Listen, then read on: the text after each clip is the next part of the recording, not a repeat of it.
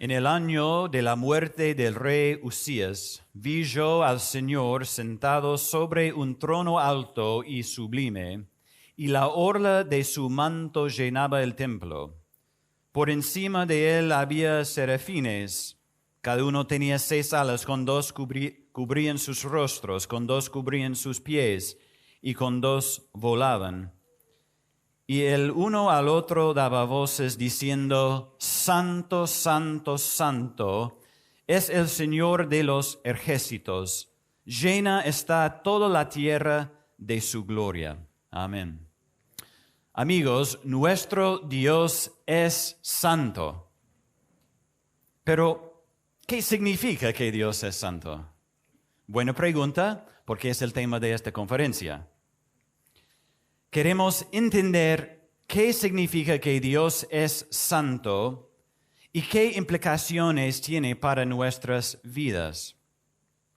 La meta de mi mensaje es dar una defensa al considerar la santidad de Dios a la luz de la simplicidad divina.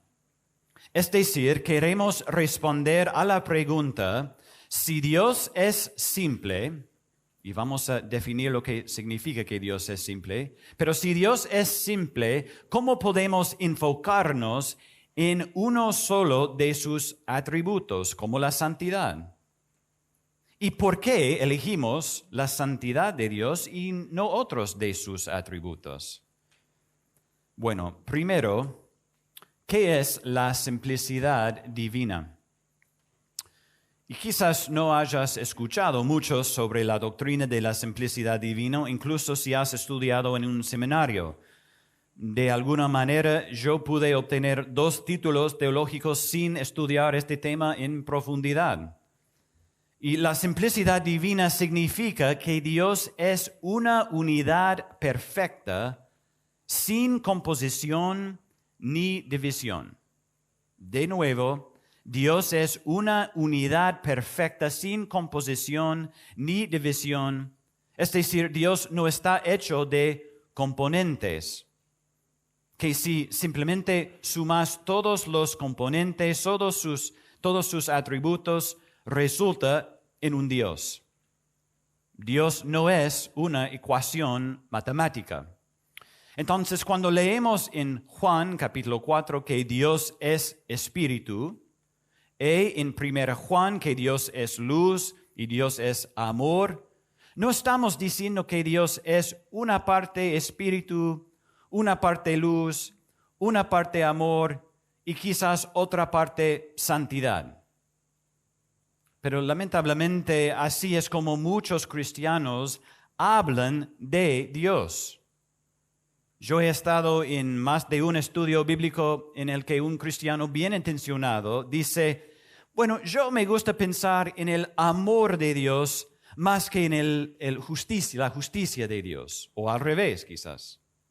O yo sé que Dios es justo, pero creo que el hecho de que Dios es amor es más importante.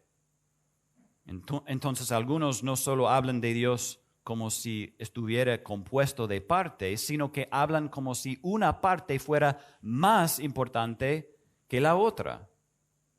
Tal vez sea un 10% justo y 50% de amor. Pero la doctrina de la simplicidad divina nos ayuda a corregir ese error.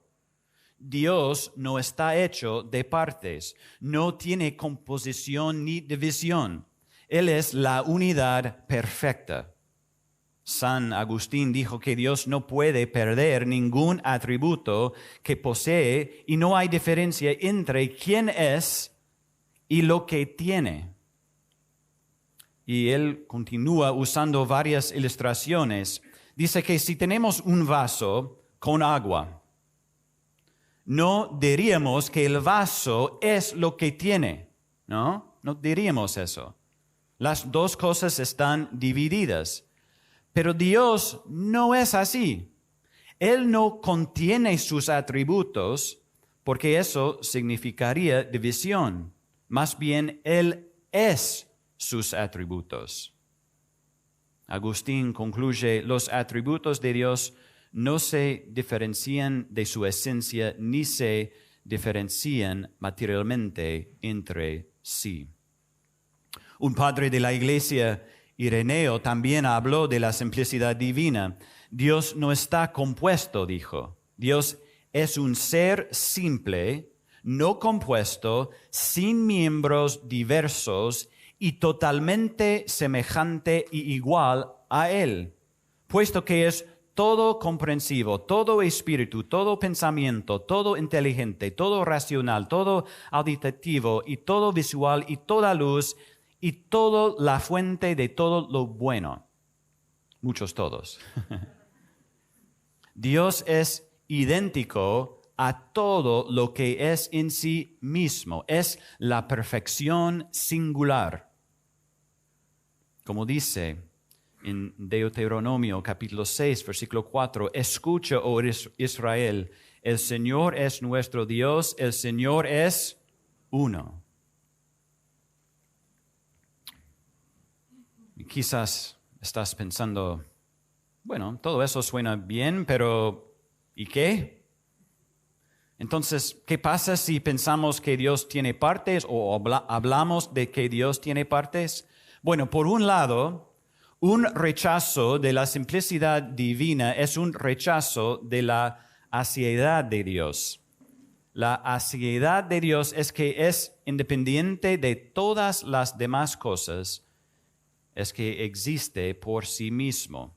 Y vemos esta doctrina claramente mostrado en pasajes como Hechos capítulo 17, cuando Pablo predica en Atenas, ¿no? Dice, el Dios que hizo el mundo y todo lo que hay en él hay, puesto que es Señor del cielo y de la tierra, no mora en templos hechos por manos de hombres, ni es servido por manos humanas, como si necesitara de algo, puesto que Él da a todos vida y aliento y todas las cosas. Y si Dios tiene partes, eso significa que Dios está compuesto de partes y eso significa que tiene un compositor. Eso significa que Él depende de algo fuera de sí mismo, que es una negación de su aseidad, que realmente, hermanos, es una negación de que Él es Dios. ¿Cuál es el peligro de rechazar la simplicidad divina? Es un rechazo que Dios es Dios. Por otro lado, si Dios está hecho de partes, es divisible, y si es divisible, es destructible también. Si piensan en Dios como un rompecabezas formado por muchas partes y piezas diferentes que cuando se colocan juntas revelan algo, una imagen, ¿no? Pero ¿qué pasa, como suele pasar en mi casa con 3 hijos y una perra? ¿Qué pasa si perdís una o más de esas piezas? La imagen está distorsionada, está corrompida. Entonces, si Dios está hecho de partes, es capaz de ser desmantelado o descompuesto. Si está formado por partes, es divisible. Entonces, como señala el teólogo Matthew Barrett, al final, la simplicidad es esencial para un Dios inmune a la división y la corrupción. Finalmente, la simplicidad divina tiene que ver con el Evangelio. En la universidad yo tenía un amigo arminiano, está bien tener amigos arminianos, que me dijo una vez, la diferencia entre nosotros y ustedes, los calvinistas, es que ustedes enfatizan la justicia de Dios, mientras que nosotros enfatizamos el amor de Dios. Como si cuando pensamos en cómo es Dios, nuestros cálculos revelen que tiene un porcentaje de justicia más alto que el amor, y sus cálculos revelen que hay un porcentaje más alto de amor que de justicia. Pero amigos, acá es la pregunta. ¿La cruz de Cristo revela el amor de Dios o la justicia de Dios? Y creo que la doctrina de la simplicidad divina nos ayuda a ver que la cruz de Cristo revela el carácter de Dios, que es amor y que es justo. Y no es que sea más amor que justo o más justo que amor, sino que es amor, es justo. Y todo lo que Él hace revela quién es como perfecta unidad, sin composición ni división. Y si señalamos el Evangelio y decimos, bueno, esto nos muestra el amor de Dios sobre la justicia de Dios, o al revés, estamos enfrentando los atributos de Dios entre sí y rechazando la simplicidad divina. Es más, estamos poniendo en el limbo el Evangelio mismo. Si la salvación en Cristo fue un resultado de que Dios tuvo un día más amoroso, ¿qué le impedirá tener un día más justo? Hermanos, el Evangelio es seguro, nuestra salvación es segura porque fue obra de un Dios simple que es totalmente amor y totalmente justo. Dios es simple, es unidad perfecta, sin componentes, ni partes, ni división. Y bueno, si eso es cierto, eso nos lleva a una pregunta importante y a nuestro segundo punto, que es, ¿cómo podemos hablar de un atributo de Dios, como la santidad, si Dios es simple? Y más, ¿cómo podemos tener una conferencia sobre un atributo de Dios si Dios es simple? Supongo que la mayoría de ustedes, si han estudiado teología propiamente dicha, es decir, sobre Dios, o leído alguna teología sistemática, lo han hecho explorando los atributos de Dios uno por uno. Hay un capítulo sobre su amor, o sobre su omnipotencia, ¿no? Su omnisciencia, etc. ¿Eso estuvo mal? ¿Estudiar los atributos de Dios así? O si afirmamos la simplicidad divina, ¿estamos diciendo que es incorrecto hablar individualmente de los atributos de Dios o distinguir entre ellos? La respuesta es, por supuesto que no. Podemos hablar de los atributos de Dios y distinguirlos sin negar la simplicidad divina. Y acá el puritano George Swinnock nos ayuda. George Swinnock dice, los atributos de Dios son todos uno y son iguales, como cuando los rayos del sol brillan a través de un vidrio amarillo, son amarillos.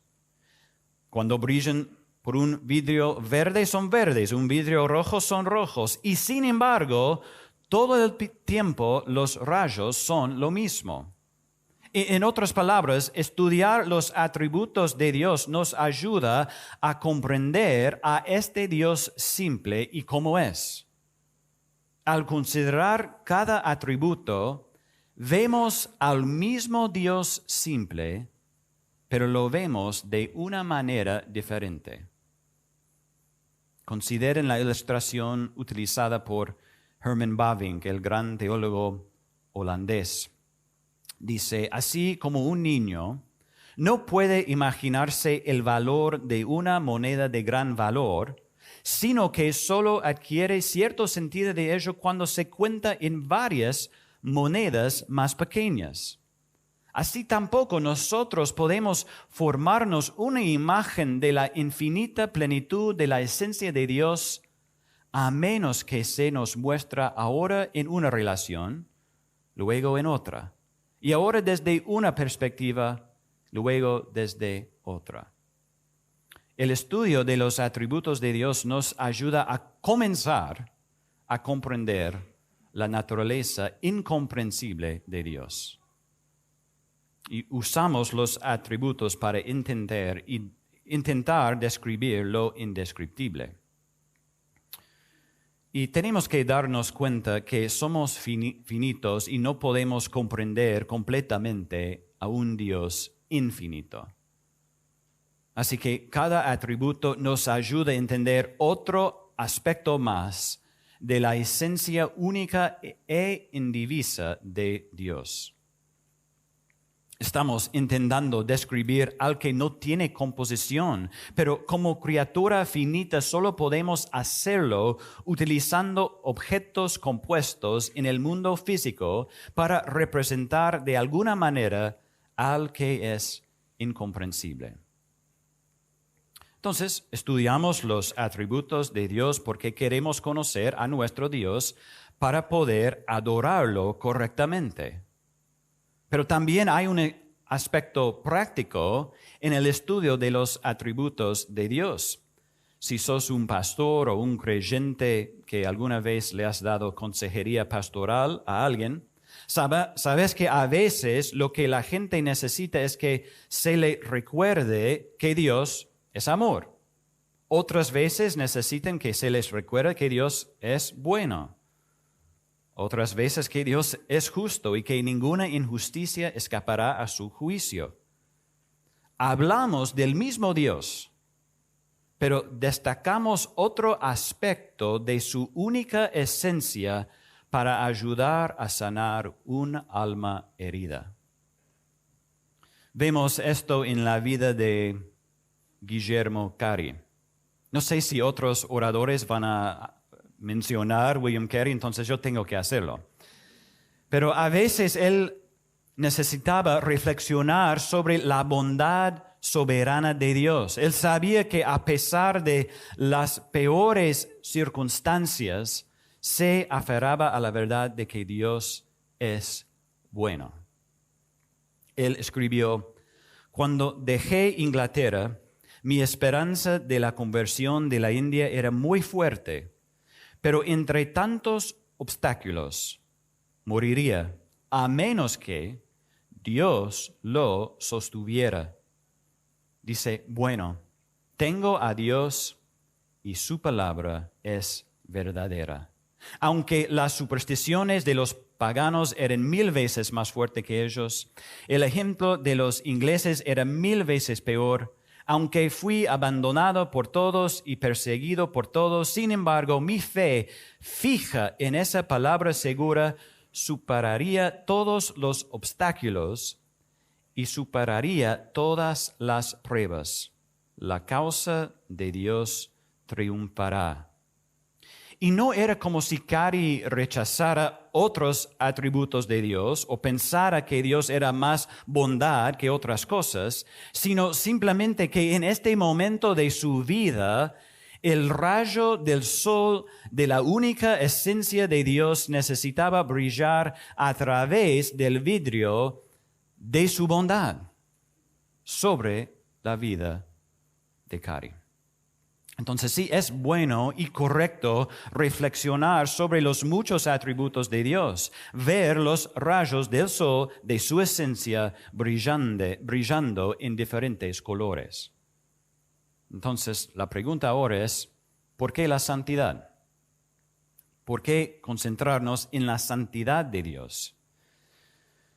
Hay muchas razones. Hay buenas canciones sobre la santidad de Dios, ¿no? Pero creo que para muchos cristianos, incluyéndome a mí, la pandemia ha cambiado, obviamente, muchas cosas para nosotros. Y quizás algunos de nosotros hemos caído en malos hábitos. Tal vez nos sentimos cómodos viendo la iglesia en vivo desde casa, o porque no estábamos regularmente con otros creyentes y no tuvimos que rendir cuentas, estamos escondiendo pecados secretos.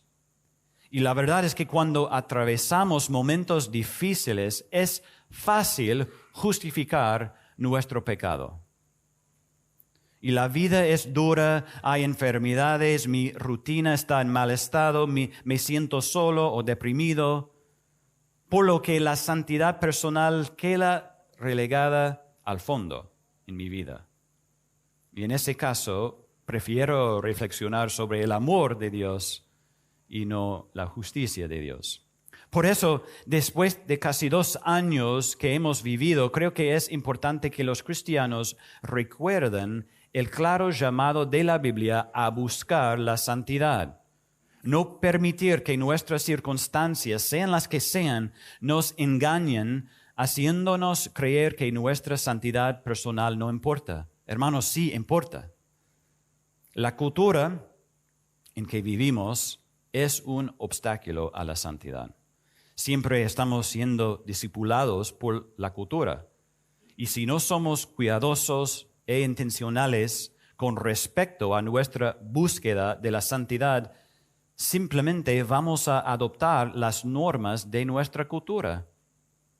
No hace falta decir que las normas de nuestra cultura a menudo, o quizás todo el tiempo, están en contra con nuestro llamado a la santidad.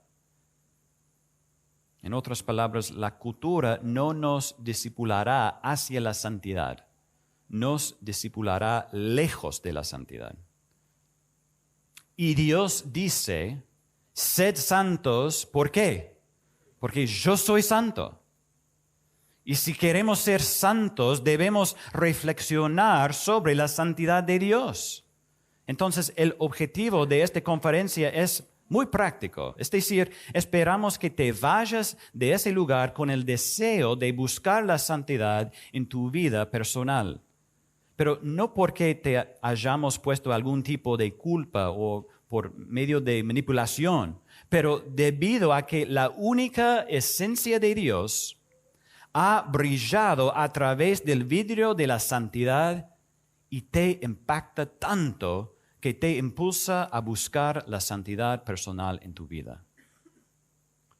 Entonces, con el tiempo que me queda, me gustaría señalarnos a la santidad de Dios. El pasaje que yo leí al principio es quizás el pasaje más conocido que habla de la santidad de Dios, ¿no? La palabra santo, repetida 3 veces, llama nuestra atención. Pero hay una frase en el versículo 1 a la que generalmente no prestamos atención. Y la frase es eso: en el año de la muerte del rey Usías. Un detalle, pero ¿qué significa? ¿Quién era el rey Usías y por qué se menciona acá? El rey Usías reinó durante un tiempo de prosperidad en Judá. Según todos los informes, era un rey capaz y que dirigía bien a su ejército.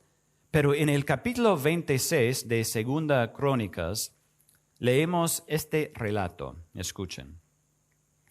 Pero cuando él llegó, el rey Usías llegó a ser fuerte, su corazón se hizo tan orgulloso que obró corruptamente y fue infiel al Señor su Dios, pues entró al templo del Señor para quemar incienso sobre el altar del incienso. Entonces el sacerdote Azarías entró tras él y con él 80 sacerdotes del Señor, hombres valientes, y se opusieron al rey Usías y le dijeron: no le corresponde a usted, Usías, quemar incienso al Señor, sino a los sacerdotes, hijos de Aarón, que son consagrados para quemar incienso. Salga del santuario, porque usted ha sido infiel y no recibirá honra del Señor Dios. Pero Usías, con un incensario en su mano para quemar incienso, se llenó de ira, y mientras estaba enojado contra los sacerdotes, la lepra le brotó en la frente, delante de los sacerdotes en la casa del Señor. Y el rey Usías quedó leproso hasta el día de su muerte.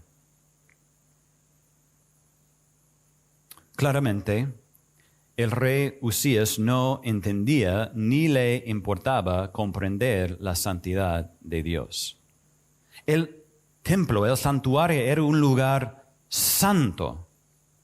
Como dijo el sacerdote: esto no te corresponde. Y cuando se enfrenta a su pecado, su respuesta es ¿qué? Ira. No tiene vergüenza, no siente temor por la santidad de Dios o su presencia en el templo. Pero cuando este rey leproso muere, Isaías recibe una visión.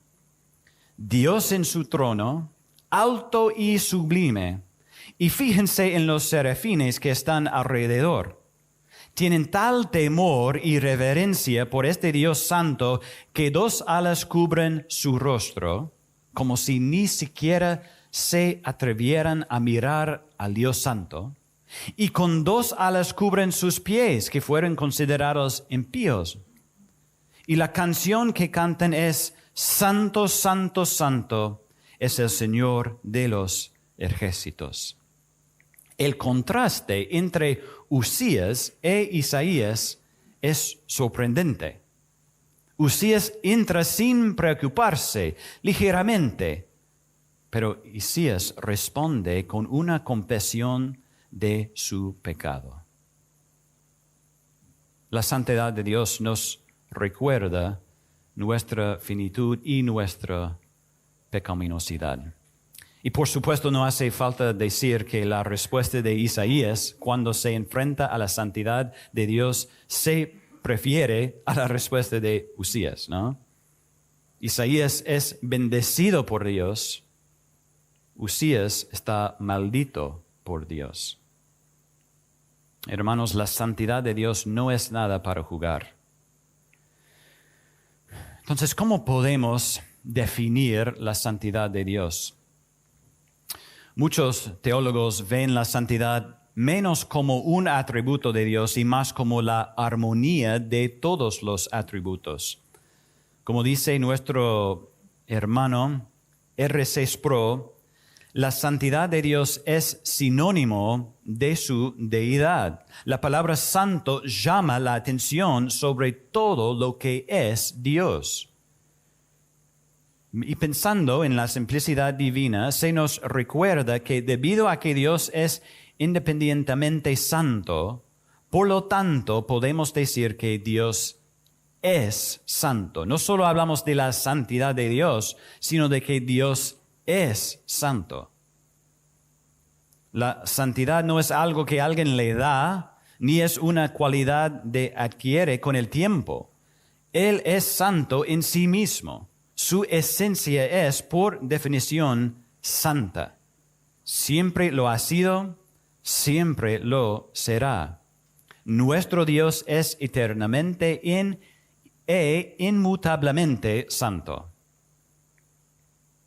Sin embargo, creo que cuando pensamos en la santidad, la mayoría de nosotros pensamos en la pureza moral de Dios, ¿no? Que Dios es perfecto, no tiene pecado. Y ciertamente eso es parte de lo que significa que Dios es santo, pero incluye más que eso. Entonces quiero que veamos 3 cosas sobre la santidad de Dios, quizás 3 aspectos de la santidad de Dios. El primero es la majestuosa santidad de Dios. Y esa es la idea de que Dios está separado, que hay una distinción entre creador y criatura. Dios es trascendente e independiente de su creación.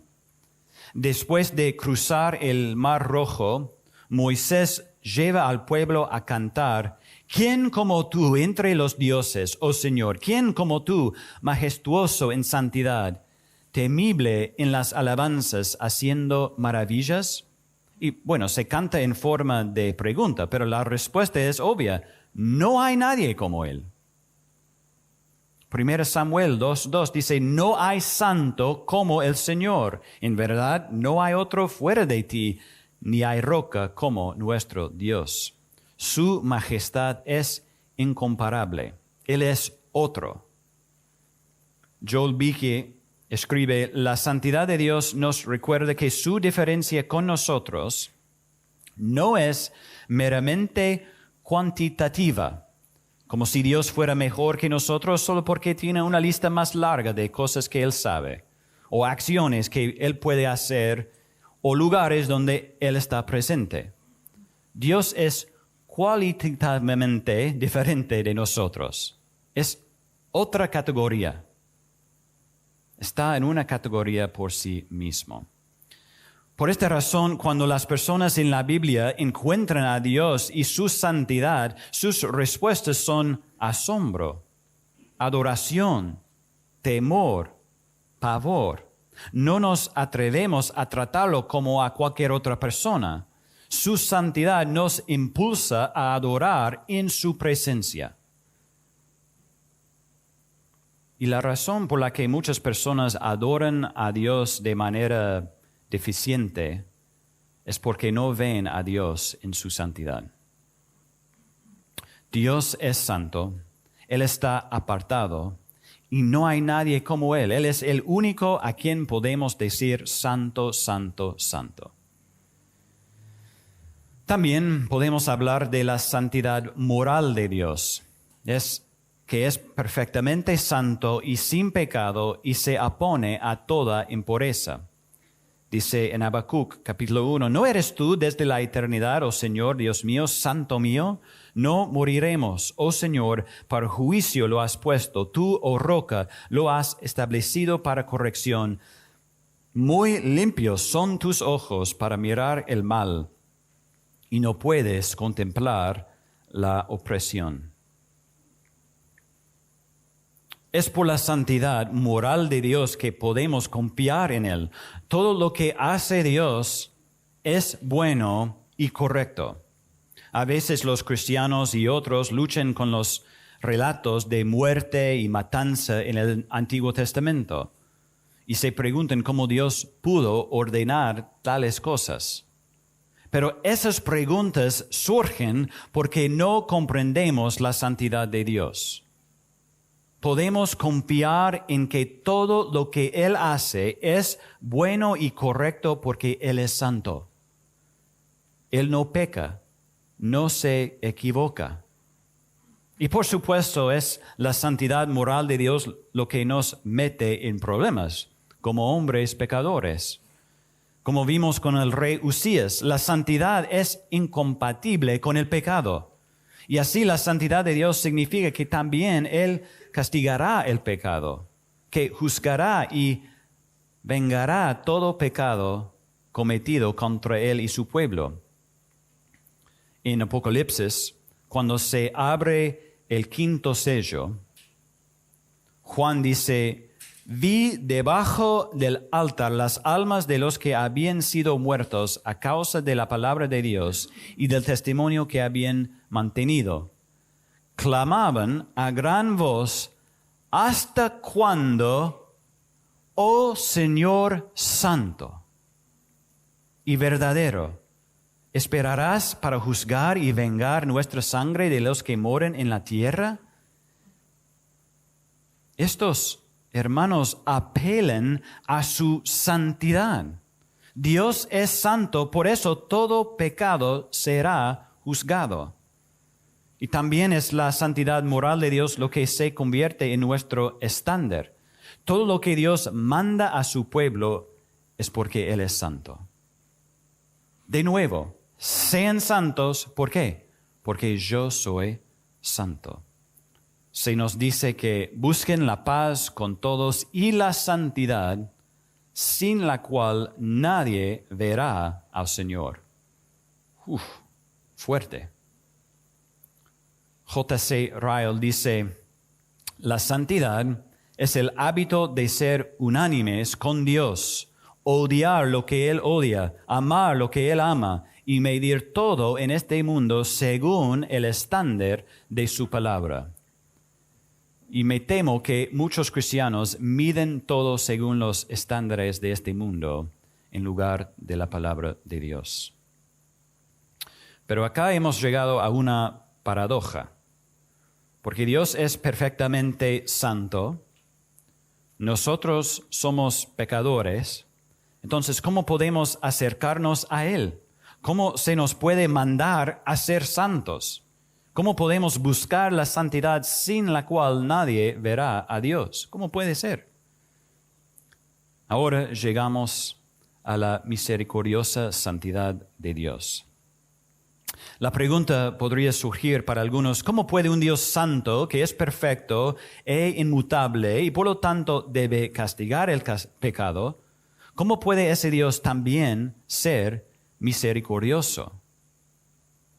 Pero cuando leemos la Biblia, es interesante. Encontramos que la santidad de Dios se expresa en sus juicios, pero también en sus actos de misericordia. Dice en Isaías capítulo 41, no temas, gusano de Jacob, ustedes hombres de Israel, yo te ayudaré, declara el Señor. Tu Redentor es el Santo de Israel. La esperanza de misericordia de Israel se basaba en la santidad de Dios. Piensen en las instrucciones de Dios a su pueblo en Éxodo con respecto a la construcción del tabernáculo. En estos capítulos encontramos referencias a la santidad de Dios en todas partes. El arca se ubicaría en el lugar santísimo. Pero, ¿qué pasó allí en este lugar santísimo? Una vez al año el sacerdote traía sacrificios de sangre para expiar los pecados de Israel.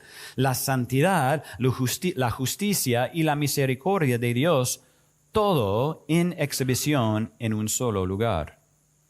Y esta obra sacerdotal era una imagen de lo que estaba por venir, ¿no? La obra del gran sumo sacerdote Jesús. Y eso es lo que dice Hebreos 9.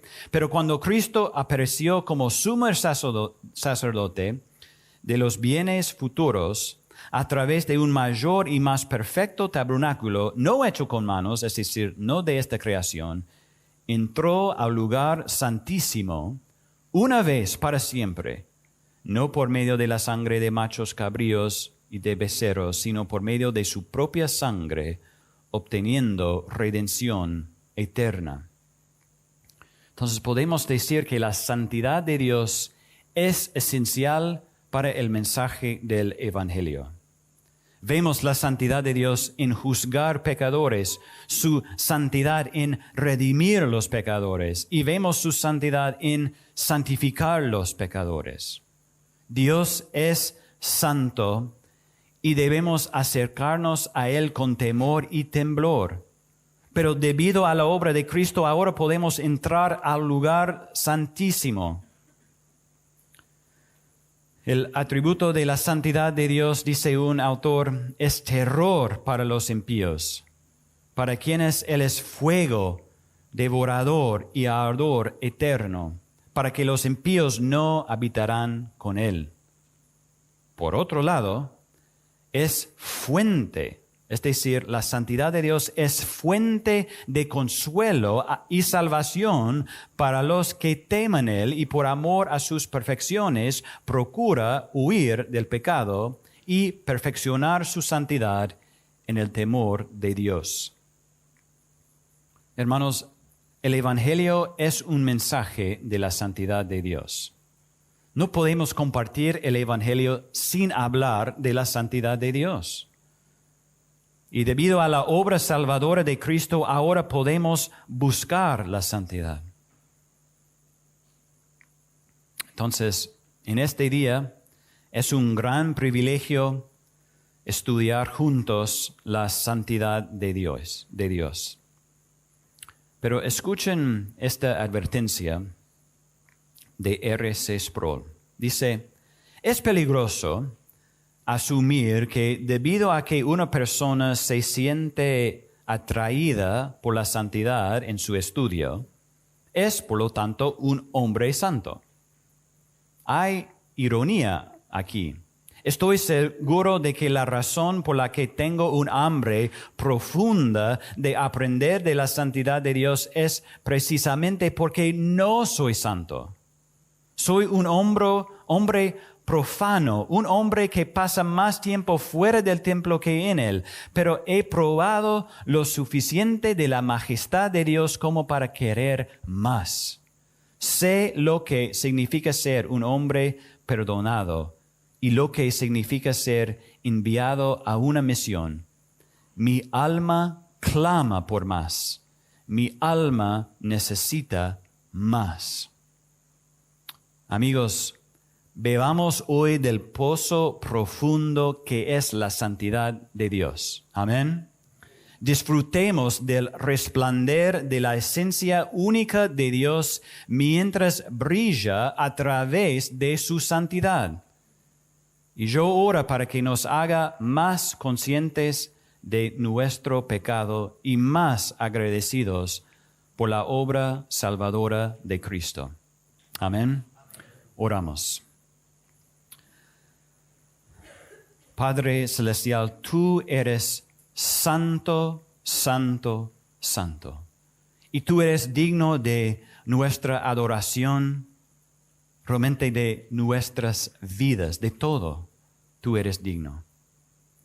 Ayúdanos en este día de entender un poquito de qué significa que tú eres santo. Oramos en el nombre de Cristo. Amén.